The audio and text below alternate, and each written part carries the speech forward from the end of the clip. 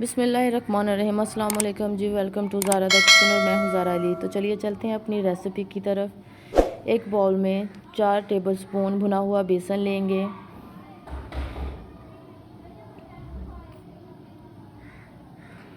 1 table spoon لال مرچ add کریں گے، ½ ٹی سپون ہلدی ایڈ کریں گے، ½ ٹی سپون گرم مسالہ ایڈ کریں گے، حسب ذائقہ نمک اپنے ٹیسٹ کے حساب سے ایڈ کریں گے، بھنا ہوا زیرہ ایڈ کریں گے۔ اس کو ہم نے کرش کر کے ہلکا ہلکا سا کوٹ کے، جسے ہم دڑدڑا کہتے ہیں، کر کے رکھ لیا تھا۔ اب سارے مکسچر کو اچھے سے مکس کریں گے۔ سارا مکسچر اچھے سے بیسن میں حل ہو جائے، 4 عدد ہم نے میڈیم سائز کے بینگن لیے تھے، ان کو کاٹ کے پانی میں رکھ دیا تھا تاکہ ان کا کلر خراب نہیں ہو۔ بینگن کو نہ زیادہ موٹا کاٹنا ہے اور نہ ہی زیادہ باریک کاٹنا ہے، میڈیم سلائس کاٹنے ہیں، نہ زیادہ موٹے ہوں اور نہ ہی زیادہ پتلے ہوں۔ اب ان مکسچر کو بینگنز پہ لگا ایک پین میں فرائی کر لیں گے۔ اچھے سے مکسچر کو دونوں سائڈوں پہ لگانا ہے تاکہ ہم انہیں اچھے سے فرائی کر سکیں اور ان کا ٹیسٹ اچھا ہو جائے۔ اب ایک ایک کر کے سارے بینگن کو ہم فرائی کریں گے۔ جب ان کی ایک سائیڈ فرائی ہو جائے، ہلکی براؤن ہو جائے، تو ان کی دوسری سائیڈ پلٹ دیں گے تاکہ دونوں طرف سے اچھے سے فرائی ہو جائیں۔ اب ہم انہیں ایک پلیٹ میں نکال لیں گے۔ دونوں طرف سے اچھی طرح سے فرائی ہونے کے بعد کہ ماشاءاللہ سے کتنا پیارا اور خوبصورت کلر آیا ہے اور ان کی خوشبو بہت ہی پیاری ہے۔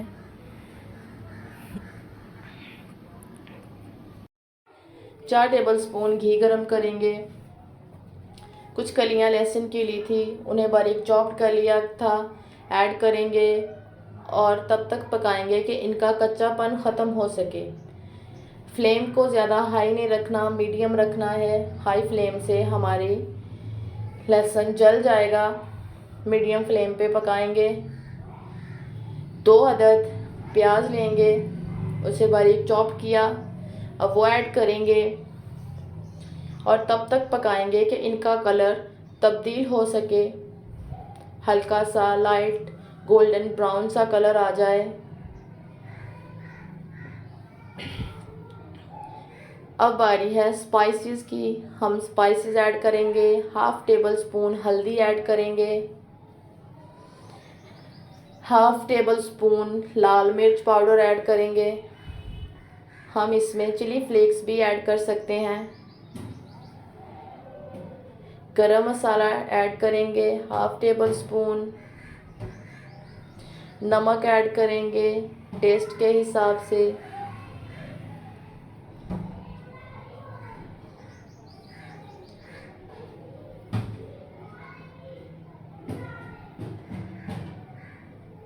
اجوائن لیں گے، ہاتھ پہ مسل کے ایڈ کریں گے اور ان کو اچھے سے مکس کر لیں گے اور ان کی بھونائی کریں گے کہ اچھے سے پک جائیں سارے مسالے۔ انشاءاللہ سے دیکھ سکتے ہیں کتنا ہی پیارا اور زبردست کلر آیا ہے، اور جو مسالے ہم نے ایڈ کیے ہیں ان کی بھینی بھینی خوشبو، کتنی ہی لذیذ خوشبو آ رہی ہے۔ اس کا کلر دیکھ سکتے ہیں آپ، بہت ہی خوبصورت اور فینٹاسٹک آیا ہے۔ 2 عدد ٹماٹر لیے تھے، اس کی پیوری بنا لی تھی ہم نے، وہ ایڈ کریں گے اور پکائیں گے کہ سارا پانی اچھے سے خشک ہو جائے اور مسالہ اچھے سے بھن جائے۔ اچھے سے بھنائی کریں گے میڈیم فلیم پہ۔ بہت ہی زبردست خوشبو آ رہی ہے سارے مسالوں کی۔ جب اچھے سے بھن جائے تو 1 ٹیبل سپون لیموں کا رس ایڈ کریں گے، اس سے ٹیسٹ بہت ہی اچھا آ جائے گا۔ اب اس میں فرائیڈ کیے ہوئے बैंगन ऐड करेंगे। चमचे को आहिस्ता से हिलाना है, ज़्यादा ज़ोर से नहीं करना, बहुत ही सॉफ्टली नरम तरीके से कि हमारे बैंगन टूट नहीं जाए। और इसको भूनना है कि तेल मसाले से अलग हो जाए। देख सकते हैं कि हमारा मसाला अच्छे से भुन गया है, हमारे बैंगन अच्छे से पक गए हैं, घी अलग हो गया है। अब आधा गिलास पानी ऐड करेंगे और इसको अच्छे से मिक्स करेंगे, बहुत ही नरम तरीके से, आहिस्ता से, कि हमारे बैंगन टूटे नहीं तो सारा टेक्सचर ख़राब हो जाएगा। देखिए माशाल्लाह से कितनी प्यारी खुशबू आ रही है। और मीडियम फ्लेम पे पकाएंगे। 4 अदद हरी मिर्च ऐड करेंगे, दरमियान से कट की हुई, हल्के हाथों से मिक्स करेंगे। माशाल्लाह बहुत ही खूबसूरत। अब हम इसे 5 मिनट के लिए ढक देंगे।